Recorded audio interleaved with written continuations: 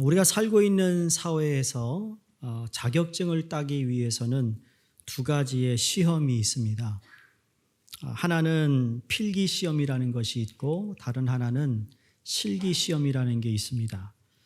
예를 들어 운전면허증을 따기 위해서는 먼저 무슨 시험을 보죠? 실기 시험을 봅니다. 실기 시험을 보고 난 후에 그 다음에 합격이 되면 이제 실기 시험을 보게 되죠. 이 필기 시험을 보고 또 실기 시험을 치를 수 있는 이 두 가지를 다 잘할 수 있는 것이 솔직히 쉬운 것 같지만 그렇지 않습니다. 아니 어떤 분들은 이 필기 시험은 잘 보는데 실기에는 떨어지는 경우가 있어요. 반대로 어떤 분들은 실기는 참 잘하는데 필기에 약한 분도 있어요. 그런데 필기나 실기를 다 잘할 수 있다. 그 사람은 정말 대단한 사람입니다. 면허증 딴 분들은 대단한 분들이라는 거죠. 네. 여러분이 이민 생활을 하면서 운전면허증 말고도 또 어떤 자격증을 가지고 있다. 그것도 복입니다. 여러분 만약에 운전면허증 말고 다른 증도 있다. 그거 대단한 겁니다. 요리사의 증, 아니면 여러분이 일하는 종사하는 일에 어떤 자격증을 따야 되는 자격증이 있다. 그렇죠? 근데 이 신앙인도 우리 그리스도인으로 살아가는 삶 가운데도 이 실기시험과 필기시험이 있다라는 거예요. 제가 볼 때는 이 신앙에 있어서 필기는 교회 공동체 안에서의 모습일 수 있지 않을까 생각해 봅니다. 교회 안에서 우리가 예배를 드리고 공동체로서의 어떤 하나님 말씀을 듣고 기도 훈련을 통해 말씀 훈련을 통해 우리가 교회 안에서의 모든 일들은 어떻게 보면 필기인 겁니다. 배우는 거죠. 구원받아 하나님의 백성이 되어가는 것을 배웁니다. 그게 교회잖아요. 그래서 신앙인의 모습을 또 신앙인으로서의 진지한 나의 고백 이런 것들을 우리가 배우게 됩니다. 근데 반대로 그 필기가 있는가 하면 실기는 뭔가 하면 이제 교회 공동체 밖에서의 모습이 아닐까라는 생각을 해보는 것이죠. 여기서 배운 것들, 내가 예배를 드리고 은혜 받은 것들, 사랑에 대해 배운 것들을 이제 삶 속에서 우리가 이것을 적용하고 실천해야 되는 거예요. 그러니까 신앙생활이라는 건 교회 안에서의만 생활이 아니라 이건 50%고 교회 바깥에서의 나의 삶이 또 하나의 50%가 된다는 거죠. 그러니까 우리가 이 안에서 공동체 생활을 잘한다고 할 때는 밖에서의 신앙인의 삶에 있어서도 우리는 잘해야 되는 거예요. 그런 의미에서 우리 실기와 이 필기를 두 개 다 잘할 수 있어야 되는데 이 우리의 삶에서 그럼 우리가 어떻게 신앙인의 모습으로 살아갈 수 있을까? 여러분 신앙인의 어떤 좋은 면을 우리가 사람들에게 보인다 아니면 그렇게 살아간다는 것이 참 생각만큼 쉽지는 않아요. 만만치 않은 겁니다. 바라보는 눈도 많아요. 그런데 우리가 늘 내 자신이 물어야 할 질문은 삶의 현장에서 나는 누구인가? 내가 예수 그리스도로 말미암아 구원받은 하나님의 백성이라면 예수님을 믿고 따르는 제자라면 아니면 우리 교회에서는 참 하나님의 군사로서의 어떤 훈련을 받은 사람이라면 나의 삶은 오늘 어떤 모습인가라는 거죠. 삶의 현장을 우리는 크게 두 가지 측으로 이루어져 있다 생각합니다. 하나는 가정이고 하나는 일터입니다. 특히 이민 생활을 하는 저와 여러분은 가장 두드러지게 우리의 삶의 패턴은 일터, 가정, 그리고 아마 교회일 겁니다. 사회적으로 활동하는 분들은 그 외에 다른 엑스트라가 있겠지만 대부분의 우리 이민자의 삶을 보면 교회, 가정, 일터라는 거죠. 우리 먼저 일터에 대해 생각을 좀 해보고 싶어요. 크리스찬이 크리스찬됨 또는 진정한 크리스찬으로 1차적으로 일터에서 행하는 모습 그리고 함께 일하는 동료에 의해 가려진다는 겁니다. 나는 신앙이 있는 사람이고 믿음이 있는 사람이라고 그렇게 자부심을 가지고 살아가는데 그러나 일터에 갔을 때 직장에 갔을 때 직장 동료들이 나를 어떻게 보느냐에 따라서 내가 진짜 교회에서 이야기하는 신실한 크리스찬으로 사느냐 안 사느냐는 그 사람들이 가려낼 수 있다라는 거예요. 오래전에 남가주 한국일보의 종교 칼럼을 게재하며 많은 크리스찬들에게 경각심을 불러일으켜준 기자분이 있어요. 정숙희라는 분이 쓰신 글인데 제가 한 일부분을 읽어드릴 테 한번 들어보시기 바랍니다. 그런데 장로나 권사, 집사라는 호칭을 교회 밖에서도 그토록 남용하는 직분자들이 직분에 맞게 살고 있는가는 도무지 회의적이다. 사회에서 교회 직분을 은근히 과시하는 사람은 그것이 명예롭다거나 자랑할 만한 계급이라고 생각하기 때문이다. 그러나 요즘 한인 사회에서 장로나 권사 등의 직분을 명예롭게 생각하는 사람들은 거의 없다. 교회가 신자들의 비위를 맞추느라 워낙 많은 숫자를 양산한 탓도 있지만 신앙으로 보나 인격으로 보나 자격 없는 사람들이 많이 있기 때문이다. 이게 남의 얘기가 아닙니다. 이게 한국에서 쓴 것이 아니라 같은 이민사회의 종교부 기자가 칼럼을 쓸 때 썼던 내용이에요. 그런가 하면 두레마을 김준홍 목사님이 쓰신 책 황무지가 장미꽃같이라는 그 책에 이와 아주 비슷한 내용의 실화가 기록되어 있어요. 청년 시절에 신학교를 중퇴하고 한 철공소에 입사하여 철공소에서 많은 기술을 배우고 자기의 자그마한 사업을 시작해서 지금은 그 철공의 큰 기업인이 되었고 또 장로로서 여러 곳에 교회를 세우고 많은 헌금을 하며 전도 사업에 힘써 모범인 장로님, 기독교 기업인으로 알려진 분입니다. 그런데 이 철공소의 동료 직원들은 모두 예수장이라면 신물이 난다며 말했다라는 겁니다.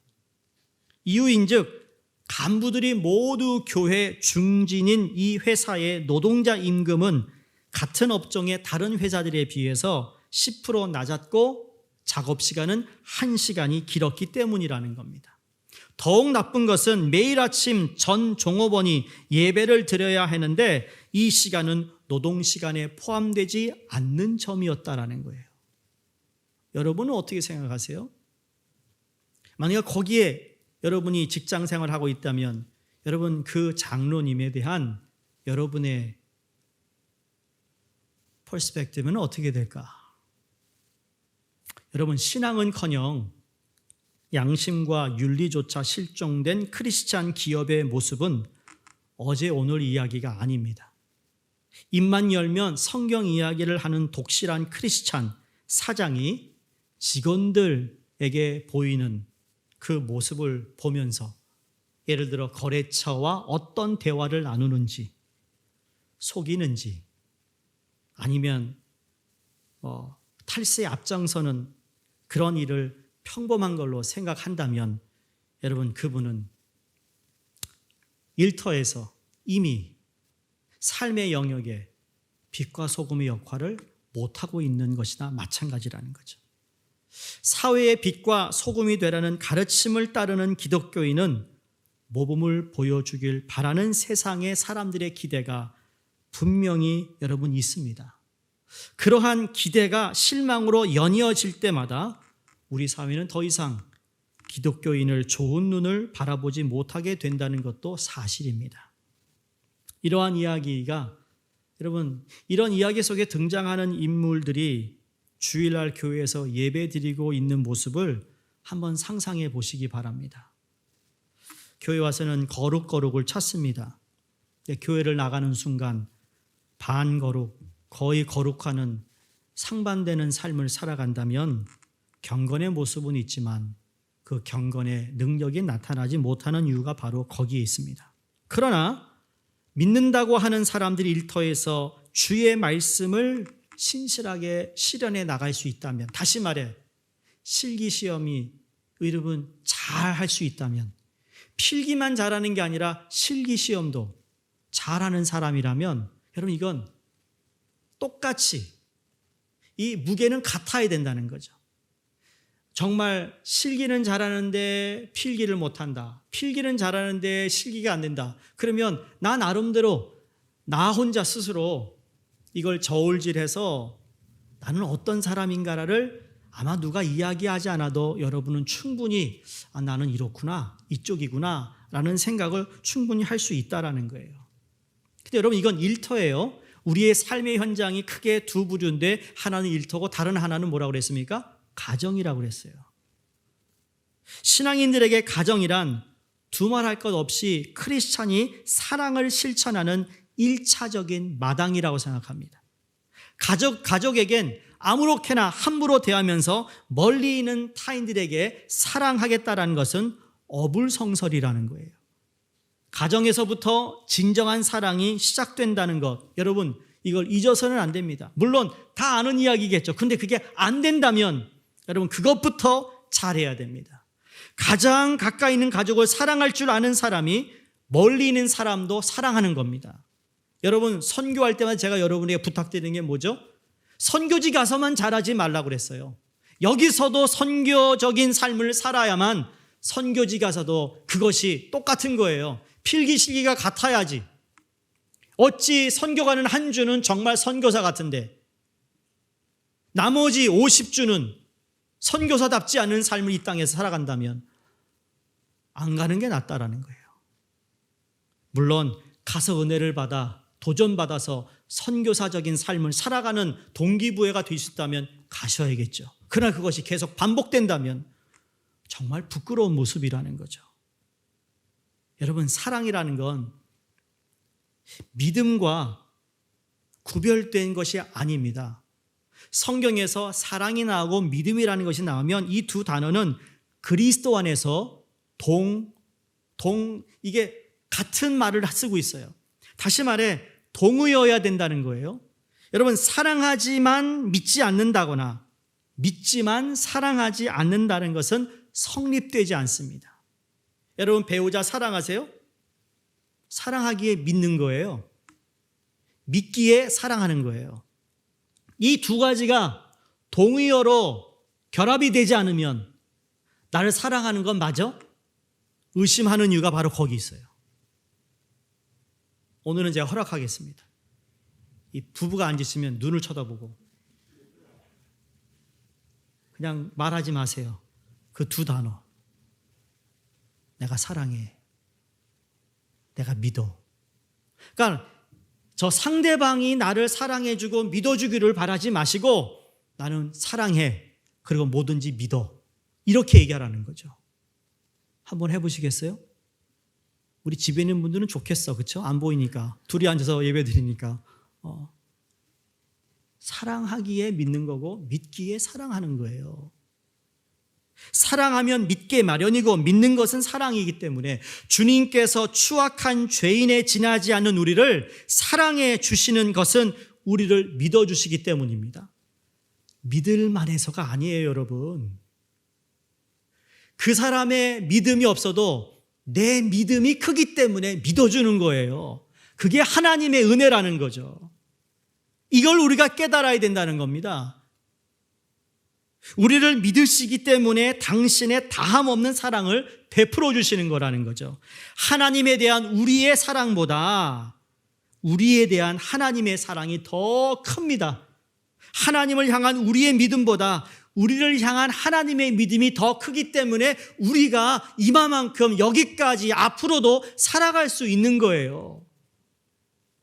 실망 안 시킨 적이 있으세요? 여러분 배반 안 해봤어요? 하나님 배반 많이 했잖아요. 우리 실망도 많이 시켜드렸어요. 죄도 많이 지었어요. 유혹에도 넘어갔잖아요. 그럼에도 불구하고 끝까지 우리를 사랑하는 이유는 내가 잘하고 못해서가 아니라 하나님의 사랑이 그만큼 나보다 크다라는 거예요. 우리를 믿는 믿음이 더 크다라는 거예요. 거기에 우리가 퐁당 빠지는 거예요. 아멘. 그게 우리 하나님이라고요. 중요한 것은 사랑이 믿음임을 아는 사람만이 사랑할 수 없을 것 같은 상황 속에서도 오직 믿기 때문에 상대방의 행동과는 상관없이 그에 대한 자신의 역할을 다할 수 있다라는 겁니다. 내 역할은 뭐예요? 사랑하고 믿어주는 거라고요. 그게 내 역할이라고요. 무슨 말이에요, 목사님? 그거 내가 기대를 못 하겠어요. 매번 그러는데요. 그런데 하나님의 말씀은 그래도 내 역할은 뭐라고요? 사랑하고 믿어주는 거라고요.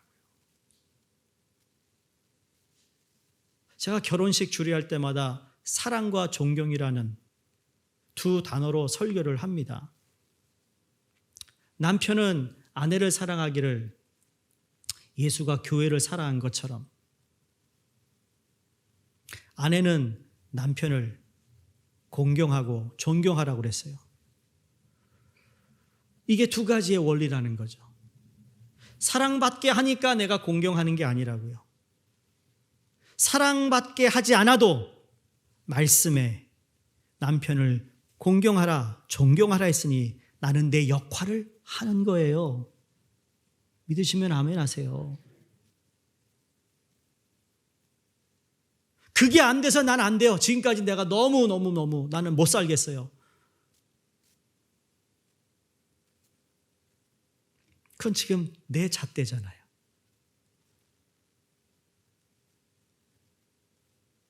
상대방의 행동과 상관없이 나의 역할을 다하시기를 주 이름으로 축원합니다.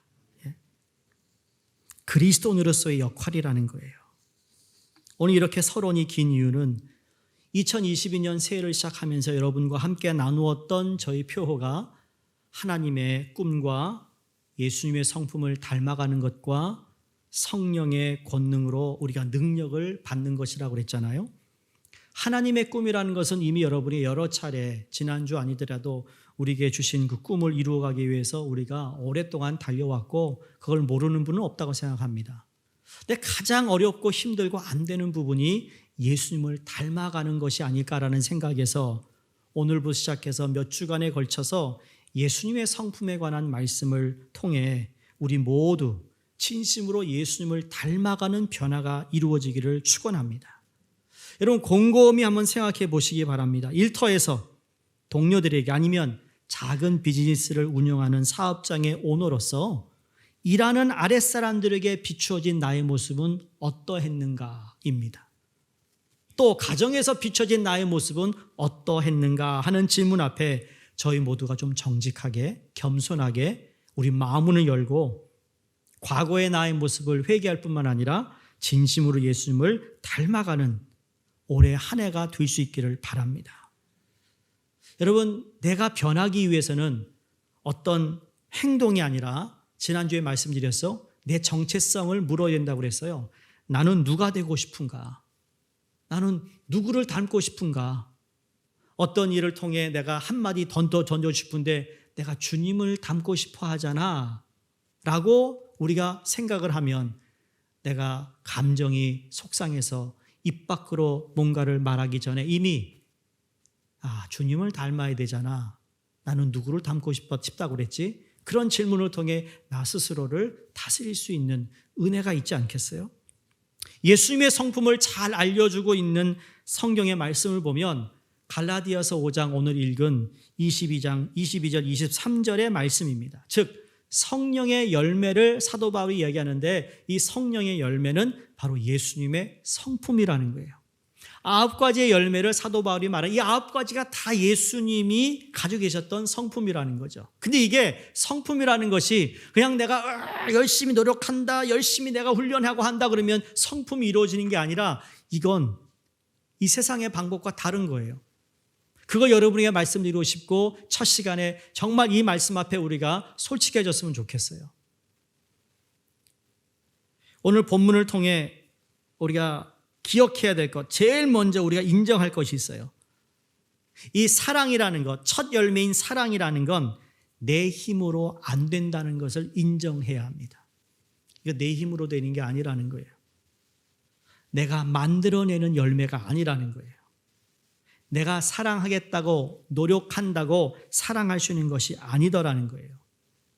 갈라디아서 2장의 쭉 내용을 보시면 대조를 합니다. 원수 맺는 것, 분쟁하는 것, 시기하는 것, 분내는 것, 당짓는 것, 분열을 일으키는 것, 이것이 뭐라고 말했어요? 이게 다 통틀어서 육체의 일이다 그랬어요. 갈라디아서 2장 19절의 말씀이에요. 육체의 일이다. 육체의 욕심에 따라 나타나는 열매라는 거예요. 여러분이 혹 이것이 강하다면 여러분 지금 육신이 여러분을 다 지배하고 있는 거예요. 거듭난 하나님의 백성에도 불구하고 하나님의 영이 작동을 못하고 여전히 육체의 힘이 살아 역사하고 있다라는 거죠. 이렇게 살아간다면 구원은 받은 하나님의 백성이지만 화평의 도구로 사랑의 사람이 될 수 없다라는 거예요. 요한일서 3장 10절에 이러므로 하나님과 자녀들과 마귀 자녀들이 드러나나니, 그렇죠? 하나님이 누구며 그의 자녀가 누구며 마귀의 자녀들이 드러나는데 무릇 의를 행하지 않느냐는 자 또 그 형제를 사랑하지 아니하는 자는 어디에 속하지 아니했다고요? 하나님께. 아주 심한 죄를 짓는 것만이 아니라 형제를 사랑하지 아니하는 자는 하나님께 속하지 아니했다고 그랬습니다. 이 형제는 누구를 포함할까요? 이 형제는 누굴까요? 제일 가까운 것은 남편, 아내, 부모님, 자녀, 그리고 우리 같은 교회 안에 있는 지체들을 사랑하지 아니하면. 그래서 요한일서 4장 20절에 누구든지 하나님을 사랑하노라 하고 그 형제를 미워하면 이는 거짓말하는 자니 보는 바 그 형제를 사랑하지 아니하는 자는 보지 못하는 바 하나님을 사랑할 수 없느니라. 여러분 하나님 사랑하십니까? 이 대답이 지금 막 흔들리고 있어요. 하나님 사랑하세요? 크게 아멘하세요. 그게 안 돼도 사랑하고 싶다는 건 내 안에 있잖아요. 안 돼도 고백을 하라는 거예요. 하나님 이게 안 되네요. 그러면서 하나님 나 사랑하고 싶어요 라고 때를 쓰라는 거죠. 성령의 열매는 성령께서 주시는 열매인 것이므로 그래서 내가 노력으로 얻을 수 있는 것이 아니라는 것입니다. 여러분 큰 은혜를 받았다고 큰 은혜를 베푸는 것이 아니더라고요. 잘 생각해 보세요. 여러분이 누구에게 은혜를 받았잖아요. 그렇죠? 은혜를 입었어요. 그럼 그 은혜에 대한 끊임없이 은혜를 베풀고 계시나요? 그 은혜가 너무 커서? 아니 처음부터 우리 하나님께로부터 받은 그 영원한 지옥불에 떨어져 영원히 죽지 않는 곳에서 고생하고 여러분 그 지옥에 갈 우리를 건져주시고 하나님의 백성으로 삼아주셔서 의인이라 부르시고 하나님의 백성으로 저 천국에 들어갈 수 있는 이러한 특권을 주셨는데 여러분 그 은혜가 얼마나 큽니까? 그 은혜에 대해서 매일매일 매 순간 감사하시나요? 내가 받은 것이 얼마나 큰데 그 큰 거에 비해서 나는 은혜를 베푸지 못하고 있다라는 거예요. 제가 무슨 말씀을 드리고 싶으냐면 내가 큰 은혜 받았다고 은혜를 나누는 저절로 은혜를 나누는 사람이 되지 않더라는 거예요. 큰 사랑을 받았다고 큰 사랑을 베푸는 것도 아니더라는 거죠. 마태복음 18장 21절 이하에 죄 지은 사람을 7번 용서해 주어야 합니까? 라는 제자들의 질문에 예수님이 비유로 말씀하신 내용이 나옵니다. 그 내용이 뭐냐면 어떤 사람이 10,000달란트 빚을 지고 있었는데 그 10,000달란트의 빚이 탕감이 되었어요. 너무 기분이 좋아가지고 그냥 평생 갚아도 못 갚을 건데 빚이 탕감이 되어가지고 이 사람이 기뻐서 자기 집으로 가는데 마침 자기에게 100데나리온 100데나리온을 빚진 자가 저기서 오는 겁니다. 너 잘 만났다. 너 왜 내 돈 아직도 안 갚니? 조금만 기다려주세요. 안 돼, 이제 못 기다려. 일로 와. 그리고 자기 집에 감옥에 확 처박아 놨어요. 그 소식을 뭐예요? 지금 100달란트보다 더 많은 금액을 탕감해 준 그 사람의 귀에 들어갑니다. 그래서 어떻게 해요? 그 사람을 불러다가 이 일이 사실이냐? 너 아주 못됐구나. 악하구나. 너도 돈 안 갚지? 갚을 때까지 너 감옥에 들어가. 그런 비유를 예수님이 말씀하셨거든요. 큰 빚으로 탕감을 받았다면 그거 100분의 1밖에 안 되는 거 탕감해 줄 수 있지 않겠느냐라고 생각하는데 사람이 그렇지 않더라는 거예요. 여러분 누구에게 빚진 거 있으세요? 돈 말고도? 참 내가 정말 신앙생활 잘하도록 도와준 분이 계세요? 여러분 감사하세요. 그분에게. 여러분 이민생활 사는 가운데 누구의 도움으로 여러분이 지금 여기까지 기반을 세울 수 있었어요? 여러분 감사하세요. 그렇죠? 머리로는 알아요. 필기는 잘 돼. 내 실기가 안 돼. 이게 우리의 문제라는 거죠.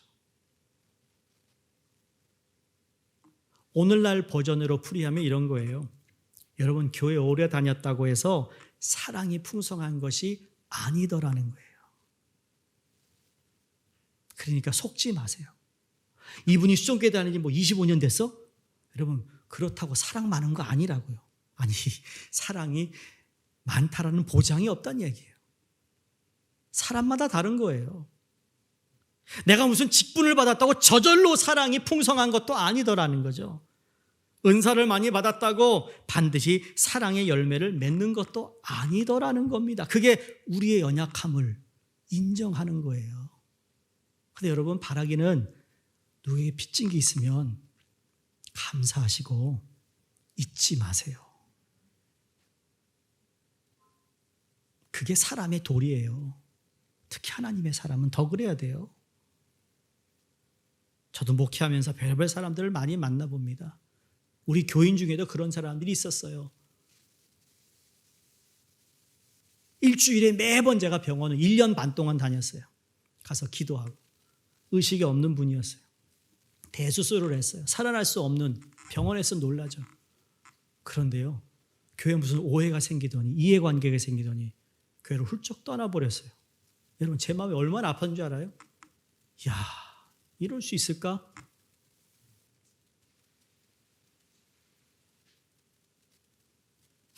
솔직히 하나님 나 이러려면 그렇게 나 정성을 쏟아야 되겠습니까 앞으로? 오히려 다른 성도 내가 정성 쏟는 게 낫지 않겠어요 하나님? 솔직히 그런 대화도 했어 하나님께. 근데 아까 제가 설교한 내용 그거 있잖아요. 너는 목사야. 무슨 말이냐면 너는 네가 할 거 하면 돼. 그 사람들 어떻게 반응 나오든 간에 그냥 네가 할 거 하면 돼. 네가 당연히 해야 할 것. 네 역할이 있잖아. 그렇죠? 그 사람이 어떻게 나한테 반응을 보여도 내가 할 역할이 있어요. 그건 하나님이 보신다고요. 그 역할을 해야 되는데 하지 않는다면 그건 내가 하나님 앞에서 악한 종이 되는 거죠. 그런 의미에서 여러분 우리 정말 내 힘으로 안 되는 거구나 인정하세요. 우리의 힘으로 다른 사람을 사랑할 수 없다라는 사실을 정직하게 시인하는 겸손이 우리에게 필요합니다. 두 번째, 자 그럼 어떻게 사랑할 수 있을까? 예수님이 하실 수 있도록 내어드려야 합니다. 누가 하실 수 있도록요? 예수님이. 갈라디아서 2장 20절을 함께 우리가 읽겠습니다. 시작. 내가 그리스도와 함께 십자가에 못 박혔나니 그런즉 이제는 내가 사는 것이 아니요 오직 내 안에 그리스도께서 사시는 것이라. 이제 내가 육체 가운데 사는 것은 나를 사랑하사 나를 위하여 자기 자신을 버리신 하나님의 아들을 믿는 믿음 안에서 사는 것이라. 아멘. 우리가 할 수 없으니까 주님이 이미 말씀하셨어요. 바울을 통해 예수님이 하실 수 있도록 우리를 내어드리라는 겁니다. 이제 내가 사는 삶이 아니다. 여러분 따라해 보세요. 내가 사는 삶이 아니다. 여러분의 삶이 여러분이 사는 삶이 아니라는 거예요. 왜? 이미 십자가에 못 박았나니. 누구를요? 나를. 예수님도 십자가에 못 박혀 어떻게 했죠? 죽으셨어요. 죽으신 예수 그리스도를 사흘 만에 하나님 다시 살리셨어요. 그러니까 우리가 십자가에 못 박혔나니, 그렇죠? 못 박혔다니 과거입니다. 그런데 예수님을 믿는 순간, 나를 위해 십자가 달려고 죽으신 예수님을 믿는 순간 부활하신 예수님과 함께 나도 다시 살아났다. 근데 왜 살아났다고요? 나를 사랑하사 자기 자신의 아들을 보내주신 그분을 믿음으로 말미암아 내가 살아났으니, 내가 살아있다는 증거는 어떻게 나타나는 걸까요? 매일 믿음 안에서 살아갈 때 내가 살아있다는 것을 증거하게 되는 거예요. 내가 죽고 내 안에 예수님께서 사시는 것, 나는 죽고 내 안에 예수님이 사시도록 하라는 말씀이죠. 나는 죽어야 된다는 거예요. 내 자신은 죽고 그것에 주님이 살아계시도록 내어드리는 것. 내가 살아 사랑을 이루는 것이 아니라 내가 죽음으로 말미암아 그리스도께서 내 안에 살아계실 때 그리스도의 사랑이 내 안에서 풍성하게 드러나는 줄로 믿습니다. 이게 하나님의 사랑, 예수님의 성품의 사랑이에요. 여러분, 안 되잖아요. 사랑이 잘 안 되는 분들이 있죠. 그게 여전히 나의 주재권을 그대로 잡고 있고, 나의 판단권을 그대로 붙잡고 있고, 나의 결정권을 그대로 붙잡고 있으니까 안 되는 거라니까요. 그걸 하나씩 내어드릴 때마다 내 안에 살아계신 예수 그리스도가 자연스럽게 사랑의 열매를 맺게 하시는 겁니다. 그러므로 그리스도와 친밀한 관계를 가질 때 그리스도의 최고의 성품인 사랑의 열매를 풍성하게 맺게 되는 줄로 믿습니다. 쉽게 말해서 우리를 사랑하시는 예수님께 시선을 맞추고 동행하게 되면 우리의 삶이 변하게 되는 거예요. 예수님이 사랑하는 사람을 사랑하게 돼요. 하나님 모두를 사랑하시는데 하나님이 여기도 사랑하시고 저기도 사랑하시고 사랑하시거든요. 근데 여기는 사랑이 되는데 여기는 사랑이 안 돼. 근데 그때마다 하나님이 사랑하는 그 사랑으로 사랑할 때 가능해진다는 거예요. 이거는 경험해 본 사람만 알아요. 바라기는 여러분 이 실기에도 합격하시기를 주 이름으로 축원합니다. 예수님이란 어떻게 했을까? 그런 질문 가운데 내 생각과 말과 행동이 바뀌어지리라 믿습니다. 자, 마지막으로 처음에는 우리가 그렇게 할 수 없음을 인정하고 주님 앞에 내 삶을 내어드리고 그리고 해야 할 것이 있어요. 그리스도 안에 거하며 주님과 친밀한 관계를 가져야 합니다. 이거 뭐 새로운 게 아니에요. 여러분 늘 듣던 거예요. 여러분 이번에도 지난 주말에도 우리 바이블 타임이 도착 못했는데 LA 한국에서 풀려가지고 이게 익스프레스로 어제 왔어요. 할렐루야. 와가지고 내가 얼마나 기뻤는지 몰라요. 바이블 타임이 이렇게 기뻤는지 몰라요. 이번에는. 아니 새해부터 이거를 해야 되는데 말이야. 이걸 못해가지고 내가 지금.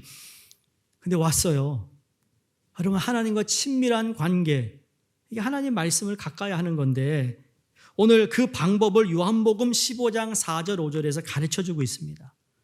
내 안에 거하라 나도 너희 안에 거하리라. 가지가 포도나무에 붙어있지 아니하면 스스로 열매를 맺을 수 없음 같이 너희도 내 안에 있지 아니하면 그러하리라. 나는 포도나무여 너희는 가지라. 그가 내 안에 내가 그 안에 거하면 사람이 열매를 맺나니 나를 떠나서는 너희가 아무것도 할 수 없음이라. 여러분 이 말씀이 기독교 신앙의 정수입니다. 우리가 예수님 안에 거하고 예수님이 우리 안에 거하신다는 것인데 요한복음 14장 20절에 그날에는 내가 아버지 안에 너희가 내 안에 내가 너희 안에 있는 것을 너희가 알리라. 이건 지금 예수님이 성령에 대한 말씀을 이제 시작하면서 요한복음 17장으로 예수님이 기도로 정말 제자들에게 쏟아붓는 주옥과 같은 말씀을 하시는 가운데 그날에는 성령이 임하는 그날이에요.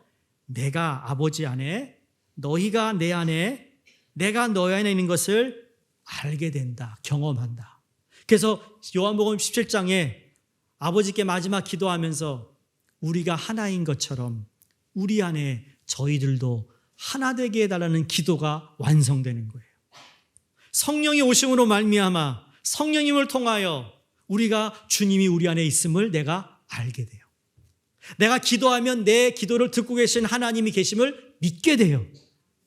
임마누엘의 하나님을 경험하게 된다니까요. 그게 성령의 열매 가운데 사랑이라는 것, 주님이 이렇게 나를 사랑하시는구나라는 것을 깨닫는 겁니다. 여러분, 수학에 두 개의 집합, 즉 집합 A와 집합 B가 같을 때, A와 B가 같아요. 그러면 A가 B에 속하고 B가 A에 속한다는 표현인데, 이건 예수님 안에 거하고 예수님이 내 안에 거한다라는 말씀은 결국 우리가 예수님과 같다라는 뜻이에요. 감히 우리가 피조물이 예수님과 같다? 물론 우리가 무슨 성품이 동등해지는 얘기가 아니라 그만큼 주님께서 우리에게 엄청난 은혜를 허락하여 주셔서 내가 주님을 믿고 그분 안에 거하고 내가 그분 안에 있다면 우리는 예수님과 같다. 그래서 우리는 작은 예수의 삶을 살아간다는 의미가 그런 의미라는 거죠. 우리가 예수님으로 살아간다는 의미인 동시에 예수님이 우리로 살아가신다는 의미가 됩니다. 다시 말해 우리가 작은 예수로 살아감과 동시에 예수님이 우리 안에서 자신을 나타내세요. 언제요? 내 걸 내어드릴 때. 그래서 거하다라는 말씀은 원어로 거주한다, 머무르다, 계속해서 살다라는 의미를 가지고 있습니다. 근데 이 단어의 그 원어를 보면 이건 일시적인 현상이 아니에요. 성경에 보면 중요한 것들은요, 그냥 그때 한번 이루어지는 것을 끝나는 것이 아니라 지속적으로 상호 침투하고 상호 내주하고 있다라는 뜻이라는 거죠. 따라서 가지인 우리가 포도나무 안에서만 포도나무의 영향을 받을 때만 열매를 맺을 수 있다라는 거예요. 여러분, 이 앞에 아름다운 꽃이 화환이 준비됐어요. 지금은 참 아름다워요. 냄새도 나요. 근데 한 주만 지나가 보세요. 얘 냄새 못 맡아요. 이미 갔어요.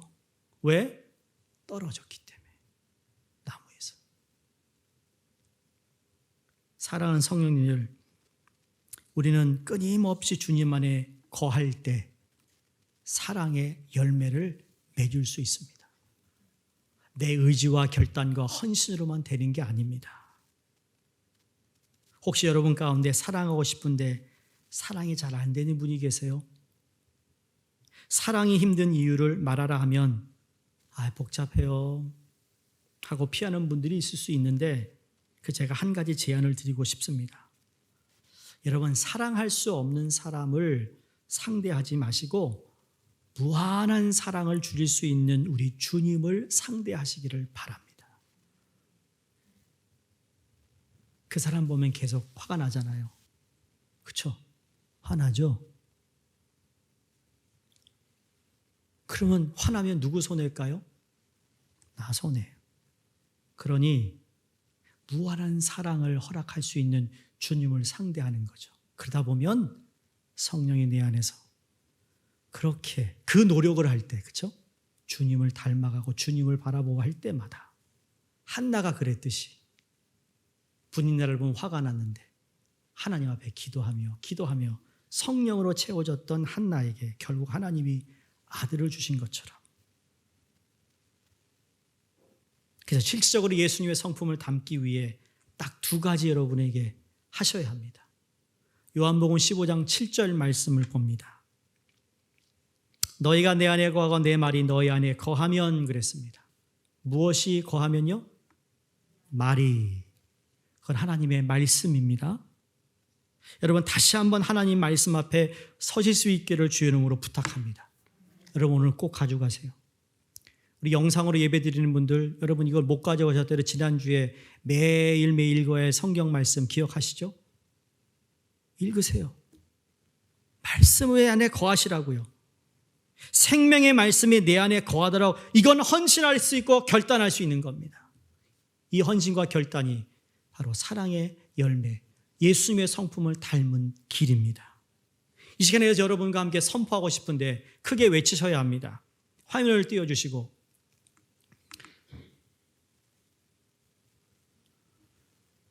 자, 시작. 주의 말씀은 내 인생의 빛입니다. 주의 말씀은 내 삶을 변화시킵니다.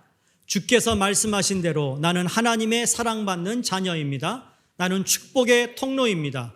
오늘도 주의 말씀에 마음의 문을 엽니다. 말씀하여 주옵소서. 듣고 깨닫고 말씀대로 살겠습니다. 아멘입니까?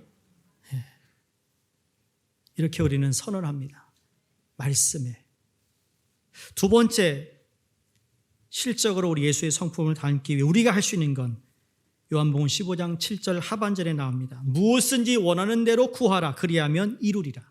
여기 뭐 하라고요? 구하라. 다시 말해 기도입니다. 우리 기독교 신앙인의 가장 기초되는 말씀과 기도. 이것이 예수님의 사랑의 열매, 그 성품을 닮아가는 첫 번째 단추가 되고 첫 번째 우리가 주님 앞에 나와 결단하고 헌신할 수 있는 것입니다. 여러분, 여기 무엇인지 원하는 대로 구하라 그리하면 이루리라 라고 말씀하신 이 말씀은 기도만 하면 이루어진다는 백지수표가 아닙니다. 이건 지금 15장 7절에 딱 두 가지를 이야기하고 있어요. 전제가 뭐죠? 내가 너희 안에, 너희가 내 안에, 내 말이 너희 안에 거하면, 그 다음에 이루어진 게 뭐죠? 무엇인지 구하라예요. 하나님의 마음과 하나가 되어, 그래서 하나님께서 원하시는 게 무엇인지를 구할 때 하나님이 그걸 응답해 주신다는 거죠. 다시 말해서 예수님이 내 안에 거하신다면 내가 구하는 기도가 예수님의 말씀 안에서 만들어진다는 뜻입니다. 아까 얘기했죠? A와 B와 집합 A와 B가 같은 거라면 여러분 이건 동일한 거예요. 내가 주님 안에 거하고 주님이 내 안에 거한다는 것은 내가 이미 주님께 기도드리는 그 기도는 주님의 마음으로 기도하는 것이기 때문에 당연히 응답을 받게 된다는 거죠. 그런데 우리는 머리로는 알고 있는데 실적으로 그런 삶을 살지 못하는 가운데에서 달라고 하면 무조건 주시나요? 아니요, 주시지 않아요. 기도는 예수님의 생명과 사랑에 동참하는 기도인 거예요. 여러분의 기도가 더 활성화되고 싶고 기도가 더 깊어지길 원하십니까? 말씀을 떠나서는 절대 기도의 깊이는 들어가지 못합니다.